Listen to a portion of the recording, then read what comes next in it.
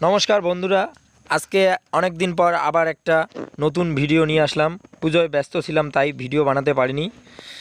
আজকে তোমাদের জন্য একটা নতুন ভিডিও নিয়ে আসলাম। আমাদের মুখ্যমন্ত্রী মমতা বন্দ্যোপাধ্যায় অথবা দিদি, উনি লক্ষ্মী পুজোর দিন ঘোষণা করেন যে লক্ষ্মীর ভাণ্ডারের যে টাকাটা দেওয়া হয়, যারা জেনারেল কাস্টের অর্থাৎ যাদের এসটি বা এসসি সার্টিফিকেট নাই তারা 500 টাকা করে পেত। তো এখন থেকে তারা আর 500 টাকা করে পাবে না, তারা পাবে 750 টাকা করে, অর্থাৎ 250 টাকা বাড়িয়ে দিয়েছে। তো নির্দিষ্ট দিন এখনও পর্যন্ত ঘোষণা করে নেই কবে থেকে দেওয়া হবে। হয়তো সামনের মাস বা পরের মাস থেকে আপনাদের যারা যারা 500 টাকা করে পান তাদেরকে 750 টাকা করে দেবেন। এর জন্য মনে হয় কিছু করতে হবে না, অটোমেটিকলি আপনারা 750 টাকা করে পাবেন। 500 টাকা থেকে বাড়িয়ে দেবে 250 টাকা।